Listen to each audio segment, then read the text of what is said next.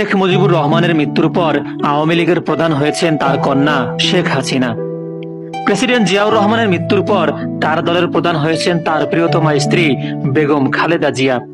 হুসাইন মোহাম্মদ এরশাদের মৃত্যুর পর জাতীয় পার্টির প্রধান হয়েছেন তার ছোট ভাই জিএম কাদের। আল্লামা আজিজুল হক সাহেবের মৃত্যুর পর তার দলের প্রধান দায়িত্বশীল পদে রয়েছেন তার ছেলে আল্লামা মামুনুল হক। মুফতি ফজলুল হক সাহেবের মৃত্যুর পর তার দলের প্রধান হয়েছেন তার ছেলে রেজাউল করিম চরমোনাই। ব্যতিক্রম শুধু জামাতে ইসলামী। জামাতের আমির হতে যোগ্যতা লাগে, তাকওয়া ও আনুগত্যের গুণে গুণান্বিত হতে হয়। আর এই কারণেই গোলাম আজম, মতিউর রহমান নিজামী, মকবুল আহমদের মৃত্যুর পর তাদের কোনো পুত্র, স্ত্রী বা ভাই জামাতের আমির হতে পারেনি। আর এটাই বাস্তব, এটাই সত্য।